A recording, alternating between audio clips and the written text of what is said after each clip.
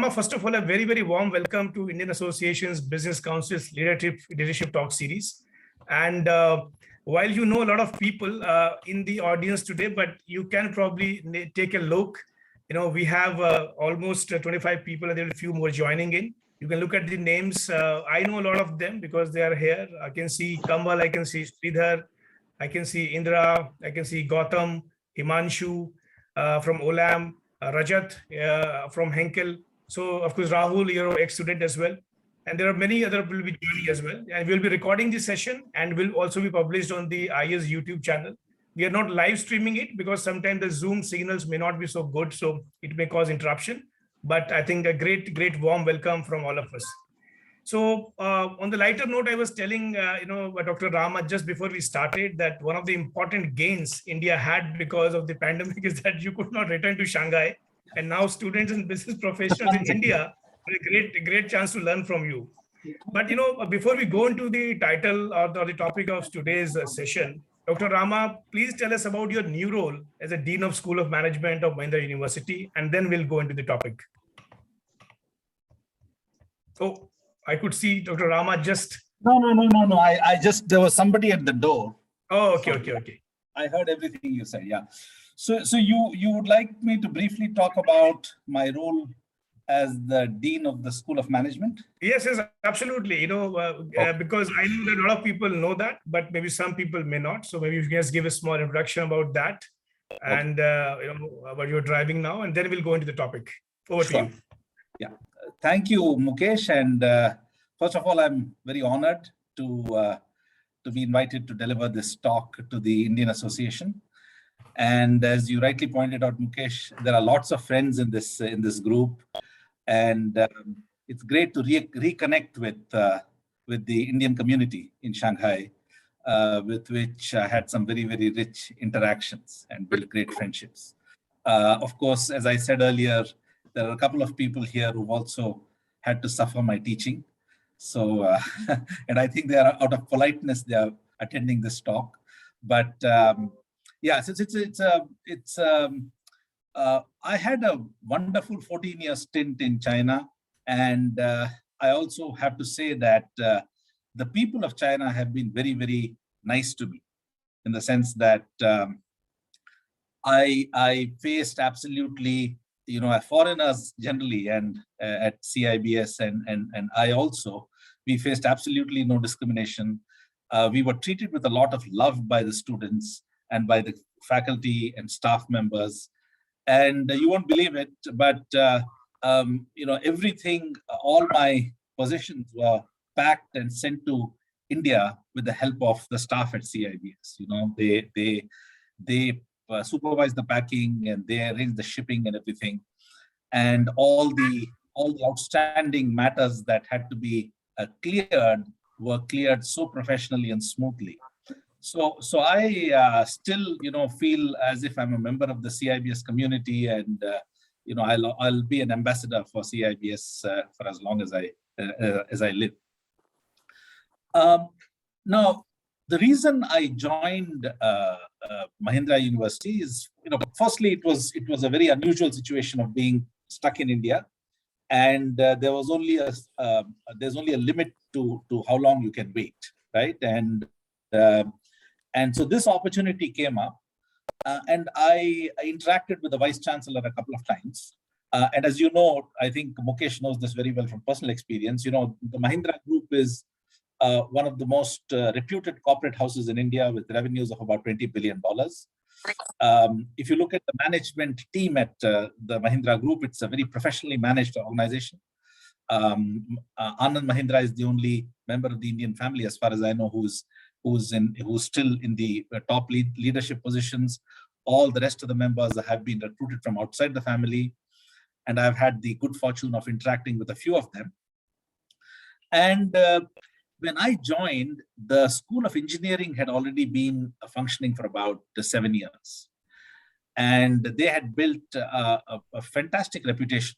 So I did my due diligence on the School of Engineering to see what I'd expect in the School of Management in terms of, priorities and things like that. And uh, the School of Engineering, for example, the faculty members, we have, faculty members recruited from PhDs from Harvard, University of Illinois, Urbana-Champaign, University of Florida, Iowa State, École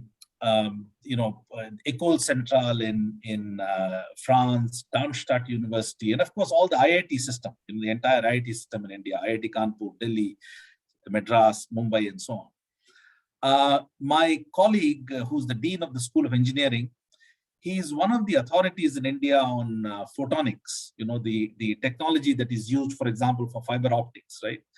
And he has been invited twice by the Nobel Committee in Sweden to nominate candidates for the physics Nobel Prize. So he's considered a very, very accomplished academician in physics.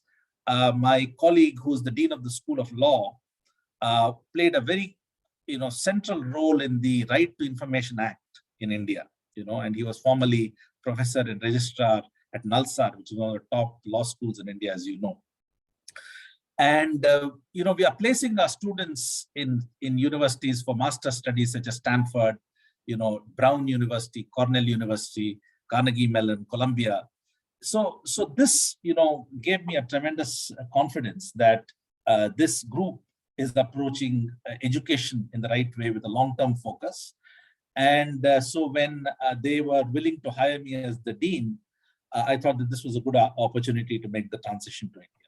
So it's a startup within a large established corporation. We have the backing of the Mahindra Group, and we benefit from the Mahindra brand name clearly.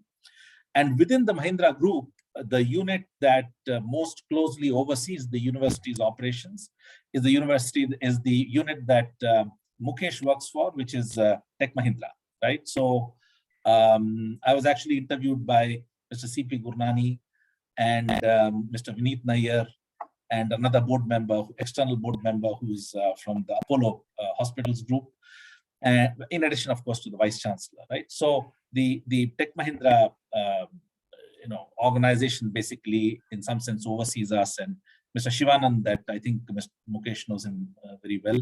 Mr. Shivanand has also been very closely involved with our operations. So that's the story. And of course, the challenge for me and my team is to attract bright students, bright and studious students. And we are trying to attract students who are not only academically strong, but who also have, interests outside of academia. So we are interested in hearing from people who are interested in Hindustani music or Carnatic music, or who are dancers, with it's Kuchipudi or Bharatanatyam. We have many athletes, who represented their state in badminton, cricket, soccer, and so on. And we have coders who are passionate about coding. We have many chefs, 17, 18-year-old. I mean, we've started the undergraduate program, 17, 18-year-old kids who developed a passion for cooking and baking during the pandemic. So we want people who have, broad interests, are well-rounded. And we've recruited 100 students who will be completing the first year by June. And we are targeting 180 students for the second batch of undergraduate students. And we are also launching an executive MBA program for working executives with between 5 and 20 years of work experience, similar to the globally MBA at SEEBS. And then we also are launching a PhD program today. So things are very busy, but it's very, very exciting times. So that's the kind of summary. Attracting good faculty has not been a challenge for us, to be very honest. I think the Mahindra name is a big draw. And we have chosen a first set of about 10 faculty out of 200 applications that we received. And we are now in the midst of our second wave of recruitment. Okay, so that's the story as far as the School of Management is concerned. So, yeah, fantastic. I think Dr. Rama is great, and I think your experience will definitely benefit the creation of a great institution in India, which is very important. and especially with you have worked, in the outside countries a lot, especially China and also Western markets. So, Dr. Rama, today I think we have a great set of people. I can see in their own regard have been running businesses, have been taking challenges. I can see BB Dash as well, Abhinav Shah. I can see Kalpesh. I can see Sabi as well. I can see a lot of people who have been running their businesses for a very long time. Vikas from TCS as well. So, Dr. Rama, I think now maybe you'd like to let us know different narratives, and we have our own narratives in our minds to get evolved when we handle our own businesses. But over to you. We all want to listen to you. That what are the three narratives behind the China's economic miracle? Great. So, and I have a lot of respect for, everybody who's been there and in China. And I used to learn so much from my interactions with all of you. So without further ado, you need to enable me to share my screen, I think, Mukesh.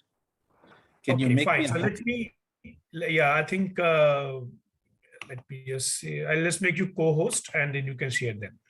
Yeah. I think you can share now. Yeah, great.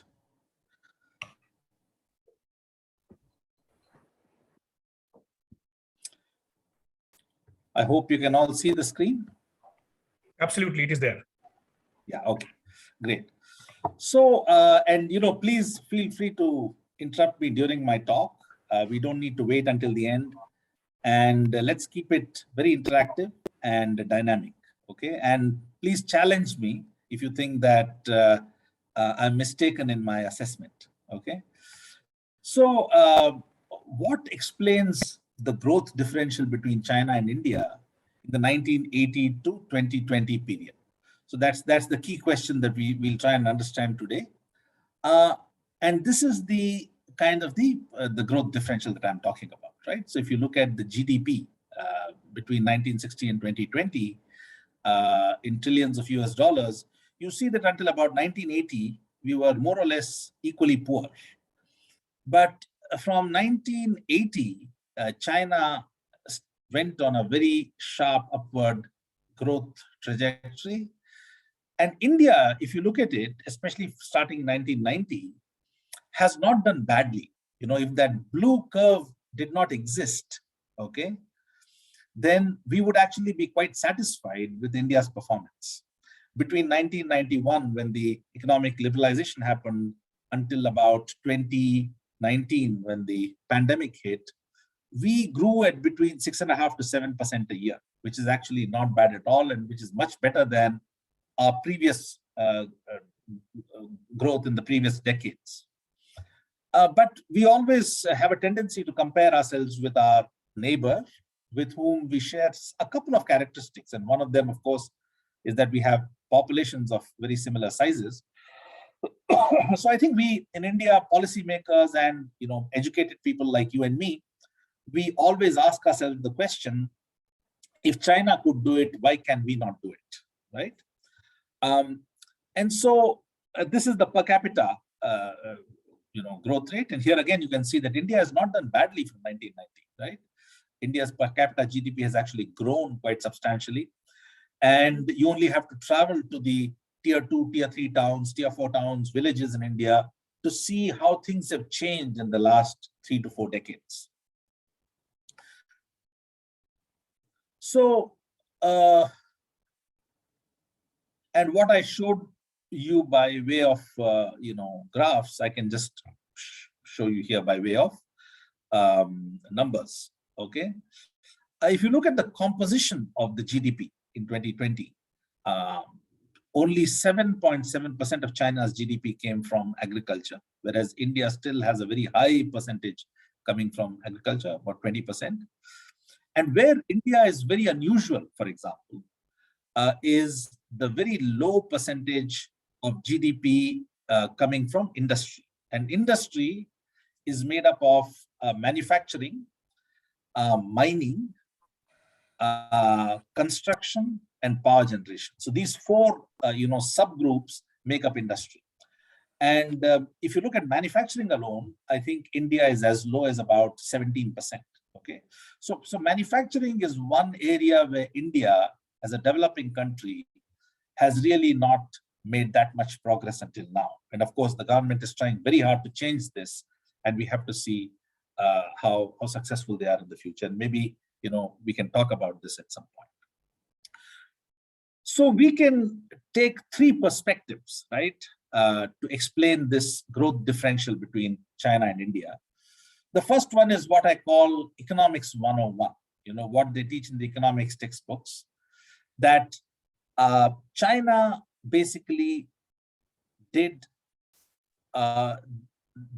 better, or the Chinese policymakers introduced better economic policies, and that's why China has grown so fast, right? The second narrative is that China had access to better human capital, and that is the reason for the growth differential. And the third narrative is that China was able to leverage science and technology much better than India, and that has aided its faster growth rate. So if you look at the economics narrative, it goes something like this, right? China created an attractive environment for investors, much more attractive than India, including increasing integration with regional and global trade. Okay, so very surprisingly for everybody, China actually is much more integrated with global trade than India, and this combined with abundant supply of cheap land and labor, which are factors of production, drove sustained economic growth for 4 decades. Okay, so this is the economics 101 explanation. So let's look at what this means, right? It created a very investor-friendly environment where investors could come in, both foreign investors and domestic investors could invest and make profits from their investments. They created special economic zones. I think you all have visited many special economic zones, right?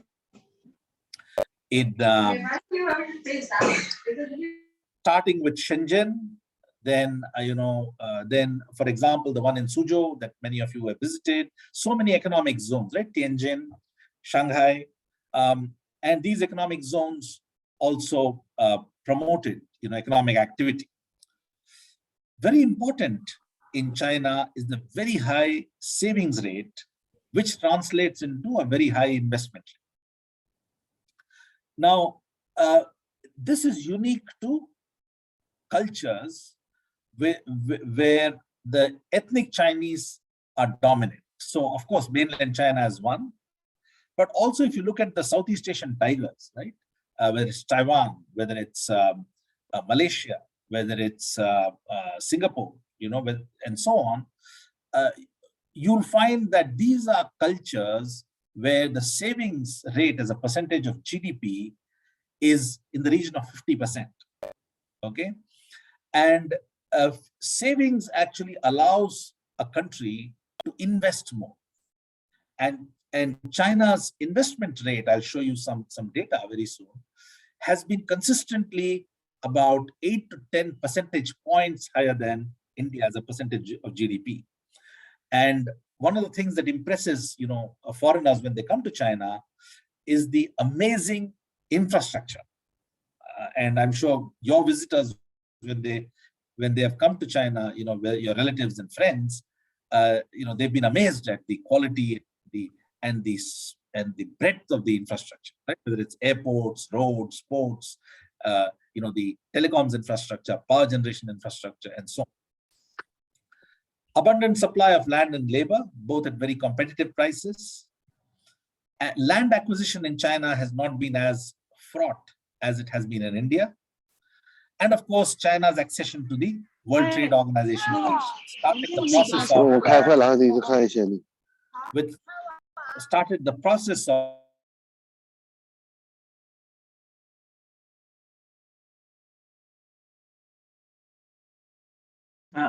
sorry, Mukesh. Rama, maybe you have to just unmute yourself. Yeah, looks like there is some disturbance in the behind. Yeah, now we can hear. Yes. Yeah. So the accession to the World Trade Organization. Okay, so this is the this is what I mean by the narrative, right? So if you look at the investment as a percentage of GDP, right? In economics, this is referred to as gross fixed capital formation, okay? Both public and private. So you see the green curve is China and the blue curve is India. And you see China consistently, between 35 and 45% in the last, let's say, 30 years, right?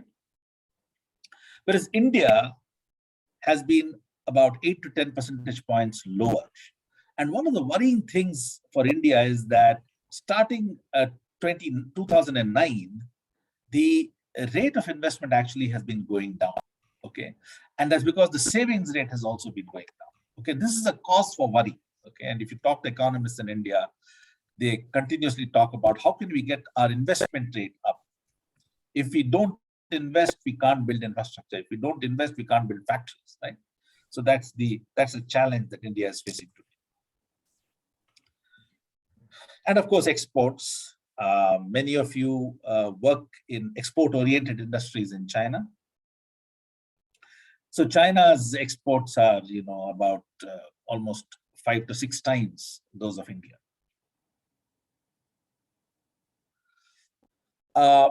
China has become the manufacturing center of the world, and I think the world's dependence on China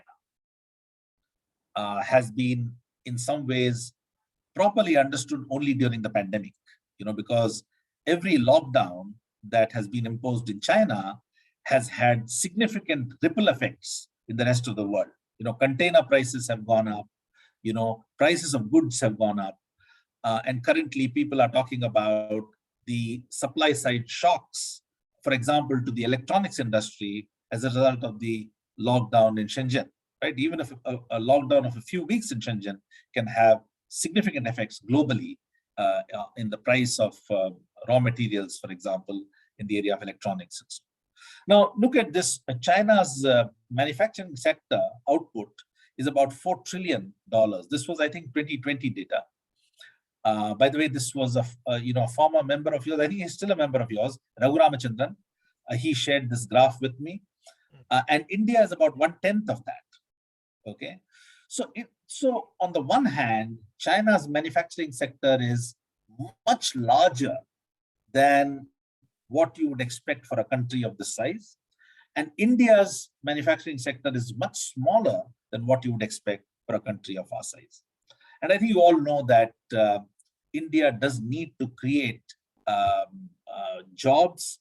And so, and it's the manufacturing sector that is going to drive the job creation.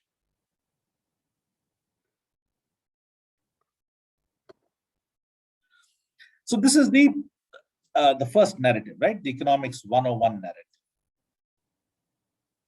The second narrative is the human capital narrative, and it goes something like this, right?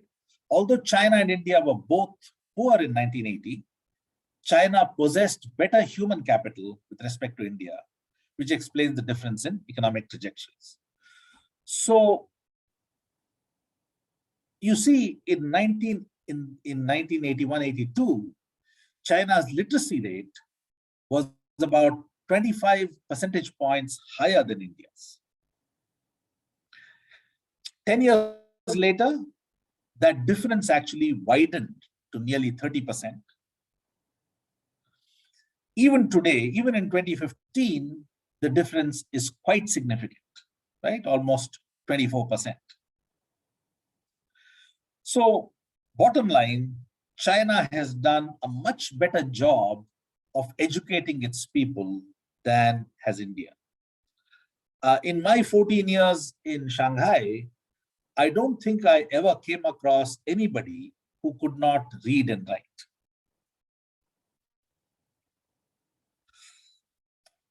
India's literacy rate in 1947, when it became independent, was about 12%, and that of China, when it became when the PRC was established in 1949, was approximately 20%. Now, you also may know that the standard for defining literacy in China and India is very different. So in India, for example, if a person can read the headline of a newspaper or can sign their name, they're considered literate. Whereas in China, you need to be able to read 1,500 characters to be considered literate. So if you look at the actual literacy in the two countries, the differences could be wider than what these numbers suggest. The second aspect of human capital, of course, the first is literacy, education. The second is health, So we've already seen that China in 1980 had a much more educated population. And here I'm going to show to you that in 1980, China had a healthier population also. So life expectancy at birth in 1980 was about 13 years more than India. And the difference has narrowed quite a bit. India has done a good job, but it's still quite significant. We are looking at about 7 years. 7 to 8 years now, right? The under 5 mortality rate in India is almost 3 times that. See, the differences continue to be quite stark.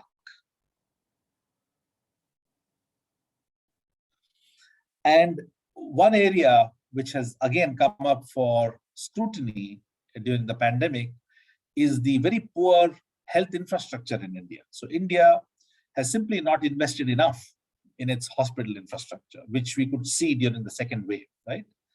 So China in 2015 had 38 beds per 10,000 people, whereas India had only 5.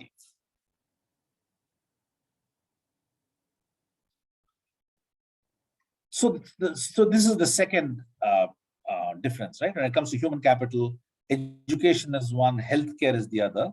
The third one, of course, is gender equality. And you will not find this surprising at all, that there is much greater equality of gender in India. And in particular, when it comes to economic participation.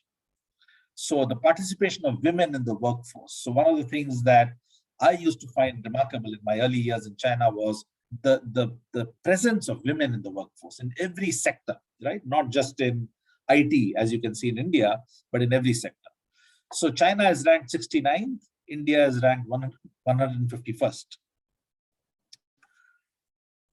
So the labor force participation for females in China is 68.8, whereas only 22.3 in India. So what this means is that 68.8% of women in the employable age are employed, whereas in India, only 22.3% of the women in the employable age are employed, okay?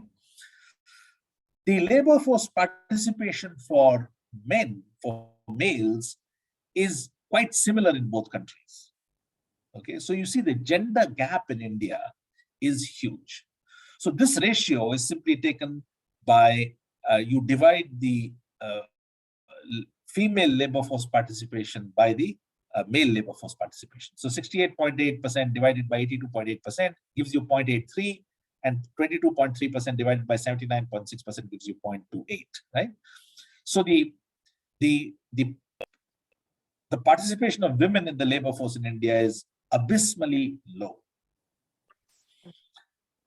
So what this means is that there is a massive pool of workers, which is the female workers, that India has simply not drawn on, right? They have not been drawn into the production chain, and they are not contributing, right? Of course, they're we could say that they're contributing at home, but they are not earning a living. They are not contributing to the household in the form of income. And I think when it comes to economics, this actually matters a lot. In terms of educational attainment also, China is ahead of India. When it comes to health and survival, both countries do very badly. So India is penultimate and China is actually last. Now, can somebody tell me why? Why do both countries do so badly?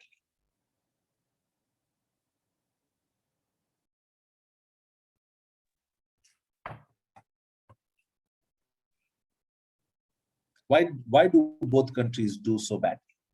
because of the vast geography and the rural area? Not really. That's not the reason. Because the vast geography and rural area, China has been able to provide healthcare services to a vast geography, even before Deng Xiaoping's time, during Mao's time, through the barefoot doctors and so on, through primary health delivery to the rural areas. There is one reason why this is the case, why India and China are both ranked so low.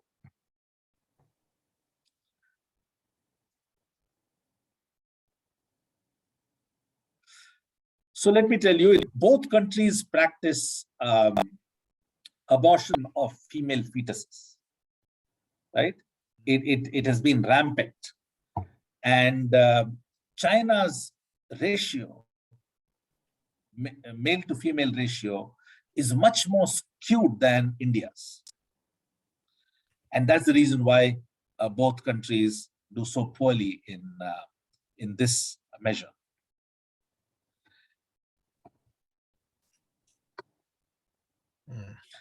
When it comes to political empowerment, of course, India does much better than China because we have a democracy. And not only can women vote, but women can stand for political office, right? So that's one area where India does better. So out of the four dimensions: economic participation and opportunity, educational attainment, health and survival, and political empowerment, China does clearly better than India in two of those. Now, so when it comes to human capital, to summarize, China had a more educated population, a healthier population, and also a more equal population. You may have heard this famous saying by Mao that women hold up half the sky, right? And in fact, you'd be surprised that China does better on gender equality than richer East Asian countries such as Japan or Korea or Taiwan, right? Taiwan. So China actually does better, right? Than some of these richer East Asian countries. The fourth area when it comes to human capital is social mobility. Okay. Now the opposite of social mobility is social stratification. How easy is it for people to go up and down the social ladder in a country, right? So one reason why India has done poorly on this social mobility measure is because we have historically been burdened with the caste system, right? Which has prevented people from moving up the social ladder. So if you go to the US, one of the great things about the US has been historically, I think maybe it's less so today, but one of the great things about the US has been that you can be very poor, but through hard work and through education, you can actually move up the social ladder, right?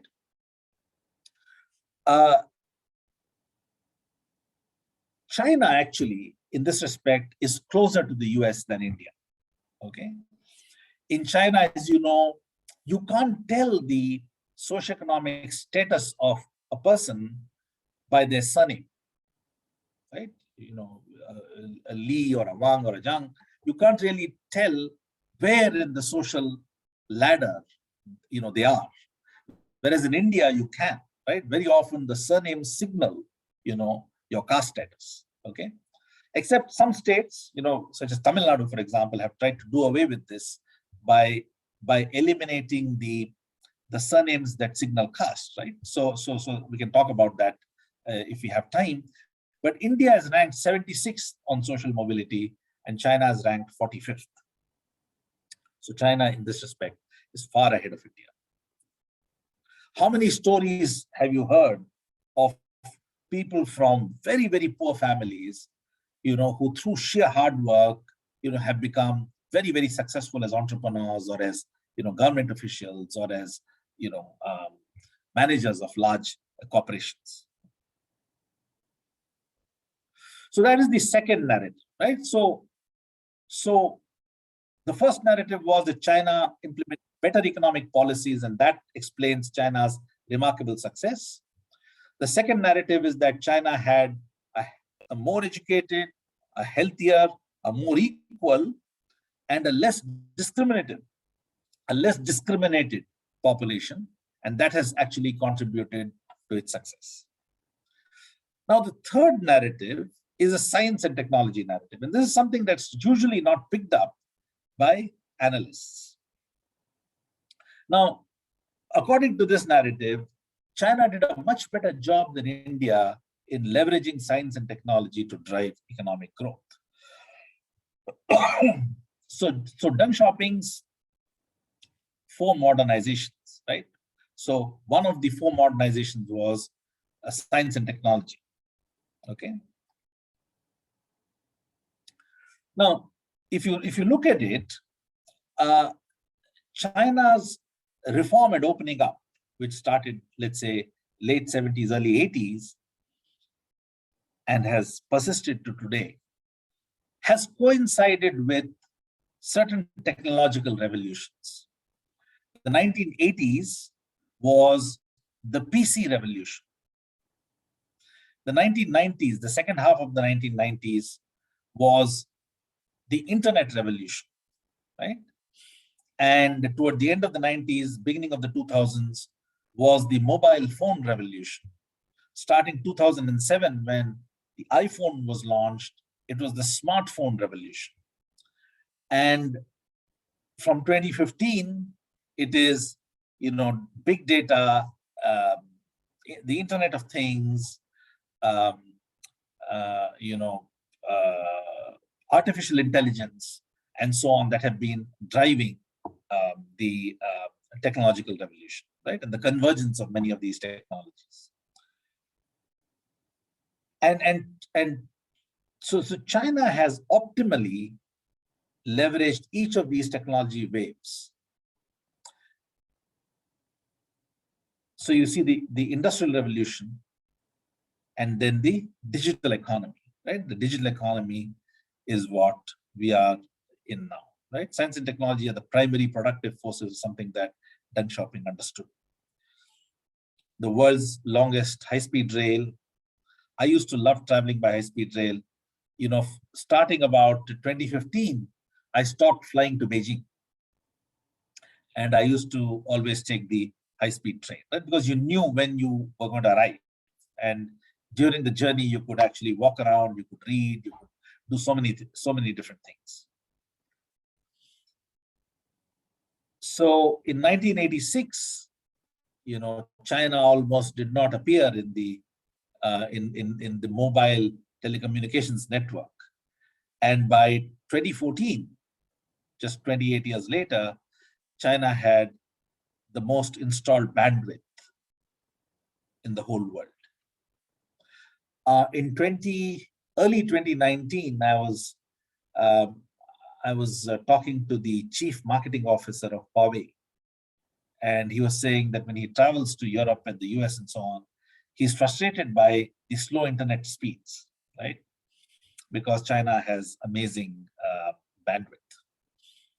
The world's largest internet population, and because they did not have all these legacy instruments and legacy technologies, they were able to adopt the latest technologies much more, much faster. And because they were more educated, they were highly educated, this adoption process was greatly accelerated because of that. And as you know, most of the Chinese internet users access the internet through their mobile devices. The cashless revolution, starting about, those of you who are veterans in China like me, I first traveled to China in 2006 and started living there full time from 2007. Our standard payment method in 2007 was, the Union Pay card, right? But by 2013, 2014, Union Pay had gone out of business almost. Hardly anybody was using Union Pay, right? And people were switching to Alipay and WeChat Pay.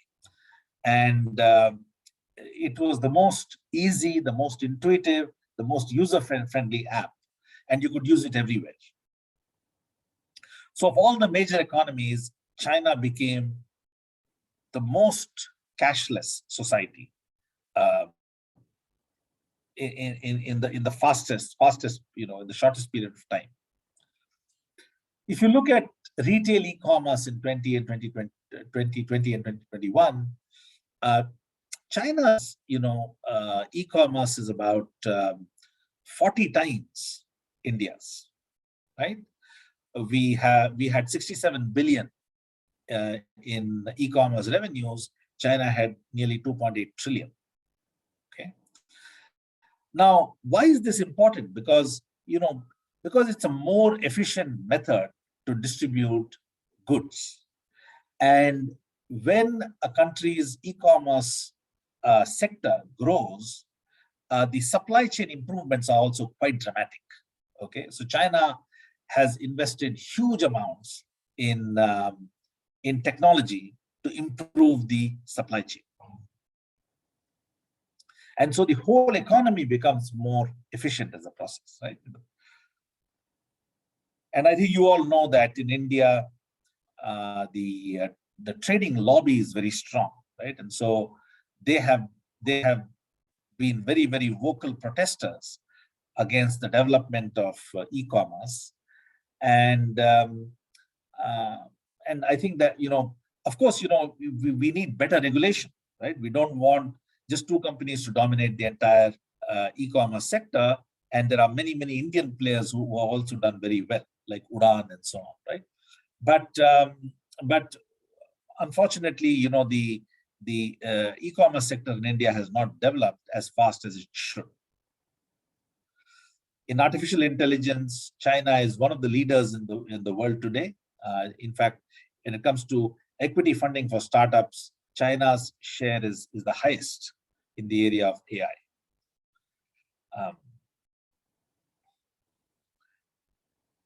And you know this much better than I do. You may be even experiencing this in your supply chains and with the clients that you talk to, that China's really making a concerted effort to transition from a manufacturing economy to a knowledge economy, right? And they have sometimes follow a very top-down approach to do this. Asking polluting factories to move out of Shanghai, for example. This has happened quite a bit. And inviting the cleaner industries such as chip production industries into the municipality.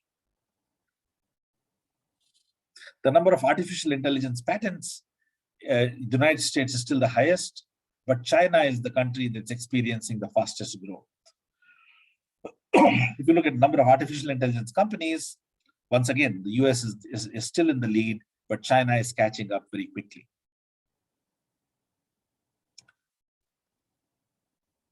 Share of machine learning patents, China is number 2. AI-related publications, China is actually ahead in deep learning and artificial intelligence, but the US is still ahead in machine learning. So China's investment in AI is big, but it's still well behind the US, right? But I think in the last 4 years, since these data were published, I think China would have narrowed the gap considerably. And as you know, the Baidu, Alibaba, Tencent, Meituan, Xiaomi, NetEase, these are companies that are making huge investments into startups. If you look at the Global Innovation Index, this is 2019 rankings, China was 14th in the world as the most innovative, 14th most innovative country in the world. And the next column you will see under income, China is the only country in the top 25 that has UM. UM means upper middle income country, right? All the other countries are high income countries.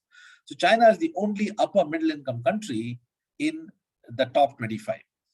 Again, China has already moved past countries such as Japan, France, Canada, Norway, and so on. This report is freely downloadable. You can actually get the 2021 report now. It's a very, very comprehensive report, and I think it's very well done. I find it very credible. Okay, so I encourage you to download it. It's free of cost. It's in a PDF format.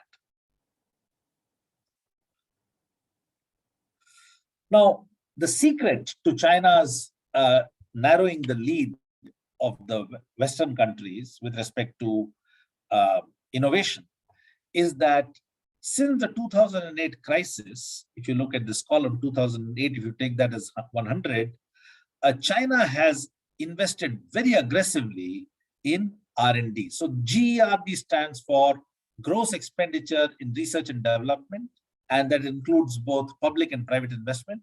So China's investment has nearly tripled. By 2016, so in 8 years, it went from 100 to 276, right?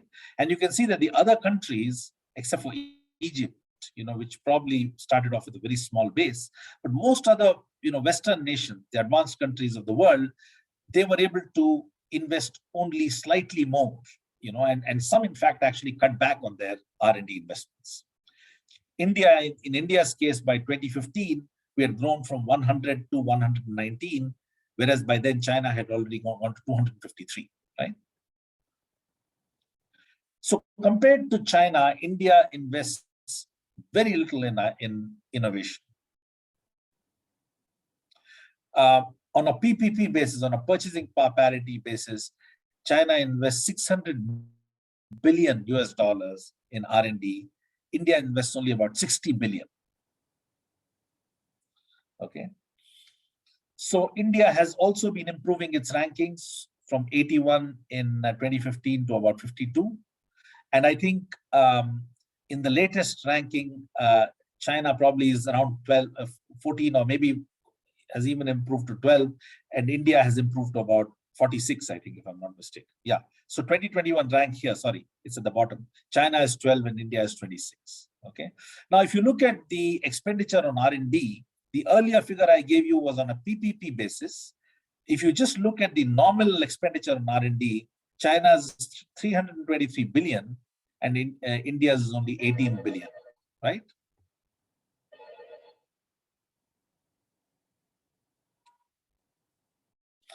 So as a percentage of GDP, China is spending about 2.3% or 2.2%, whereas India is spending about 0.6% or 0.7% maybe. Patent applications in China have gone through the roof. China is by far the largest patenter in the world, ahead of the US. When it comes to quality of patents, that's a different story, right? But there's no doubt that some really great work is also going on in China in many different fields, and I think you know this much better than I do. So when we say domestic patent applications, so these are the patents filed in the China Patent Office and in the India Patent Office. So in the case of China, most of the patents are filed by residents. So it's not multinationals, but local Chinese companies that are filing most of the patents. Only a small number are being filed by, only a small percentage is being filed by multinational companies with headquarters outside China. In India, it's quite the opposite, right? In India, the domestic companies are filing a smaller percentage of patents, whereas the multinationals such as IBM or Intel or Cisco, these are companies that are filing a higher number of patents. So these are the highest quality patents. Okay, the triadic patents are those that are filed simultaneously in the US, European, and Japanese patent offices. So here again, China filed in 2017 about 4,200 patent applications, whereas India's was about just under 500. Let's say, 10:1 ratio. And I think you all know the cost innovation story. So China's smartphone companies are a good example of that. They provide extraordinary value for money, right? The cluster of manufacturing companies in China is much bigger.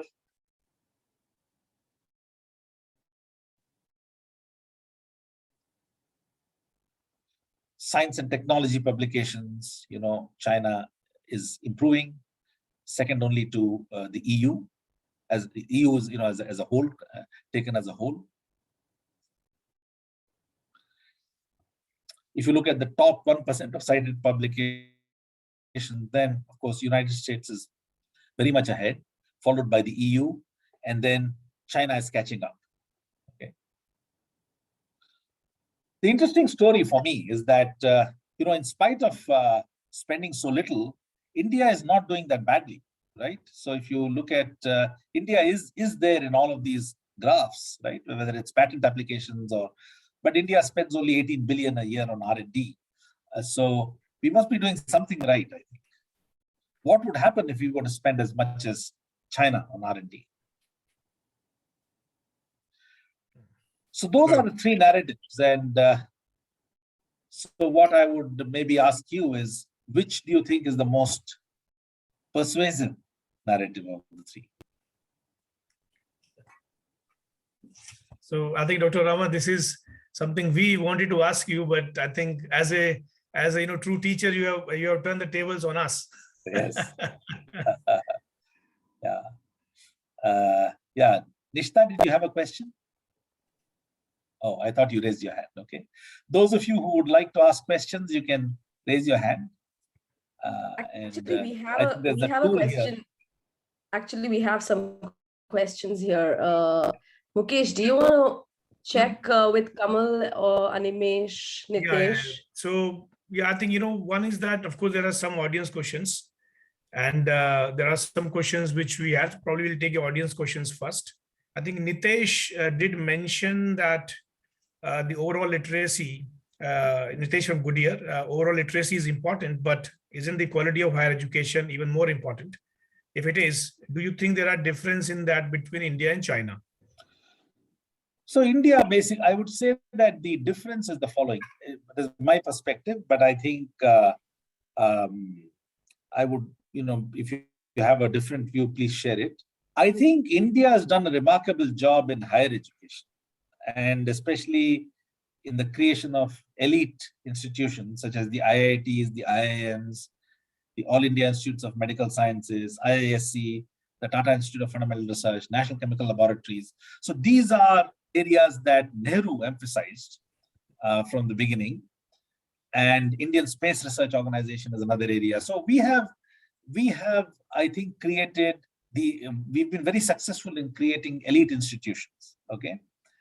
Where I think China has done better is that China has a high quality of education across the board, whether it's primary education, secondary education, tertiary education. I think China has done a better job. So the quality of education across, the K-12 and then higher education, I would say is better in China. India, with its focus on higher education, I think for the first maybe 30 to 40 years after our independence, we neglected primary education, primary and secondary education, I think. So I think that's the key difference. Right. Dr. Rama, one thing which Kamal from NIT is also asking, probably I'll couple of that question with this, the question which I also had is that the undergraduate.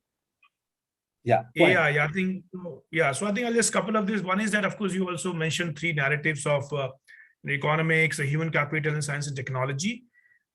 Which is the one you feel, is the most persuasive one? And along with that, Kamal's question says that, isn't that, the China's model of governance played a more important role probably as a multiplier to all these three narratives? Yeah, I think so.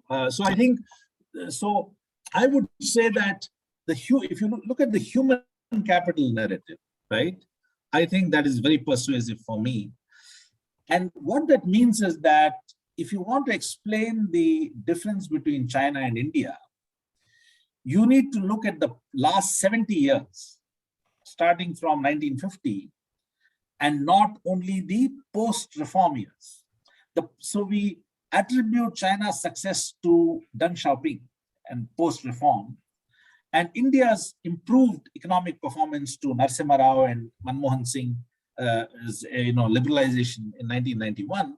But in the case of China, we really need to look at the groundwork that Mao did, first in ensuring that the whole country was literate, right? And the whole country could speak, simplified, could speak Mandarin, right? So even though there are dialects all over China, everybody in China can communicate with each other in Mandarin. That was one important step that he took.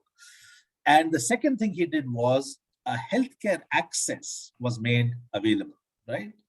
So even though in the 50s and 60s and 70s, they didn't have a social security system like the one that we see in Europe or the United States, they were able to make basic primary healthcare services available to a bigger section of the population than India. So I think the human capital, and then of course the gender equality is a third very important issue, and this social mobility is another important issue, right? So I think I would say that the human for me, the human capital narrative is very, very important, right? Yeah.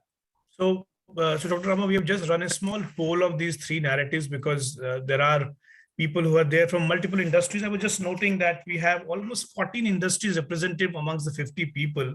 Right. IT, banking, chemical, retail, hospitality, academicians, healthcare, utilities, auto, entertainment, food and beverages, oil and gas, pharma, and of course entrepreneurs as well, who are in the textile industry. Some of them are in trading and commerce as well. So I thought, let me just run a small poll that what they think would be more persuasive in their segment, because all of them are fighting the alligators in their own regard. So I think we have got some 20 responses. Still, it's going on. Maybe we'll just give a 15 seconds. Looks like because you gave already the answer from your side of human capital, it is still ahead. But it looks like the science and technology is also quite coming closer. Definitely. Yes. So I think without the human capital, the science and technology policy would not have been as successful, right? Right. But surprisingly, the economics one looks like little bit getting less votes, right? Yeah. While we all believe that the economic policies of India are not as great as probably China. Yeah. I think maybe also because the economic story has been told so many times that it has less novelty than the human capital or the science and technology stories, right? Yeah. Right. But yeah, I think, I was personally feeling that, but you're right, absolutely, the science and technology and human capital are the people who really help to execute those policies. But just a follow-up question on this, to what extent do you feel that India has corrected its human capital deficit? It is correcting it. Okay, so there's no doubt that our literacy rates are improving. I mean, in the 2021, we should be doing a census this year. And if it's done, I hope it's not delayed because of the pandemic and so on. You'll probably find that we are into the 80s in overall literacy, but we are seeing that the literacy, just one second, give me 1 second. Hello? Yeah. I'll just 1 second.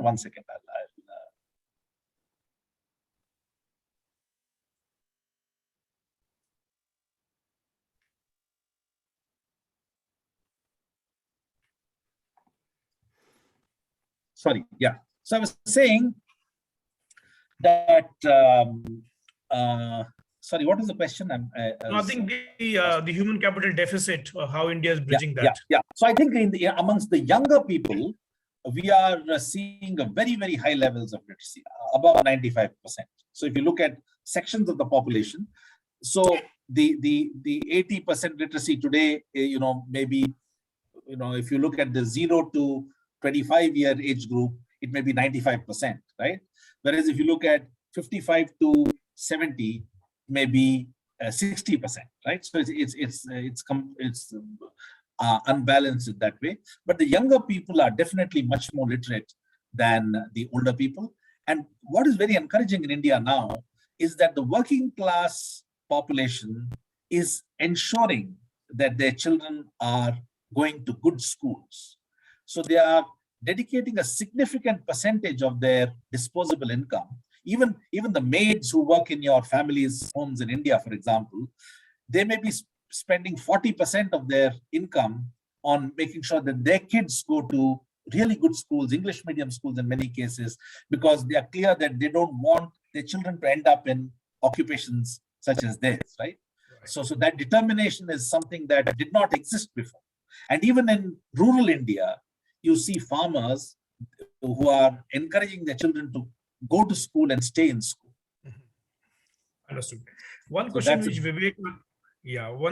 Vivek Arora from Kagari and also our IA board member also asking is, how do you see the next 5 years for India and China? And also add a little bit to his question is that, would India reach 5 trillion or 6 trillion faster, or China would reach 40 or 20 trillion? So I don't see how India can reach 5 trillion by 2025 from 3 trillion today, right? So that I think, unless there is some kind of miracle that happens, India would need to grow at 10+%, right? Maybe close to 15% per year in order to reach 5 trillion, which we've never done before, right? So I think that's something that we need to keep in mind. But I think, generally speaking, India is doing a number of things right. Okay, so definitely we are trying to correct the human capital deficit, at least on the education side. I think for some reason we are not able to make much headway when it comes to gender equality, and especially participation of women in the workforce. And we need to understand why that is the case and address those deficiencies. When it comes to the manufacturing sector, I am actually quite encouraged by some of the things that we have seen, right? For example, in smartphones, we are doing really well. The production-linked incentives are leading to, some action in many sectors. And here, maybe those of you who are in the pharma industry can talk about this, or those of you who are in the auto industry can talk about this. I'm hearing reports that some very positive things are happening. And then all the investment going into the defense sector, I think that's very, very important, right? And so I think manufacturing is not something that you can correct in the very short term. The gestation periods are long, right? To set up a factory takes years in India. But I'm very hopeful that India will improve its standing as a manufacturing power in the foreseeable future, okay? No question about that. And of course, in IT, we are very, very strong. Somebody was saying that our IT sector is bigger than Saudi Arabia's oil exports now. We crossed 200 billion. And I think those of you who are in the IT sector, Mukesh and the others, you know how dependent the global multinationals are on India for digital transformation and data analytics and so on and so forth. So I think that is a great kind of success story of India. Right. So thank you, Dr. Rama. I think I know we have overshot a little bit of a time, but I think what I can say is that a great presentation on and such a great data. I think all of us, we form our opinions, but great data. I know that we could go on for long. There could be a lot of questions with people, but I would just ask my colleague, Nishtha, who is also GSEC for our business initiatives in IA, to express a word of thanks. Nishtha, over to you. Thank you so much, Mukesh. I walked in with a certain assumption of what we'll be hearing, but I have learned so many new things today. Thank you so much, Dr. Rama. On behalf of the entire Indian Association board and all the amazing community members here and the members who will be watching this video online, because we'll be sharing the link, a big thank you so much. Personally, for me, a takeaway, and I'm hoping others would share in the chat window, that me two highlights. How to get more investments up, whether it's intellectual investment, whether it's capital investment. I mean, that is how our country, we all know that female education and women professionals are so important to the economy, but I think that stat really is mind-boggling. I almost feel like thinking about going back to India at some point and seeing how we can actually do something more. So thank you. Thank you so much. Thank you. And please feel free to reach out. Mukesh knows my email address, Rahul, Indira, all of them know me very well. Kamal, Sridhar. I have many, many friends there. So it's been a pleasure. Thank you so much and look forward to staying in touch. Right.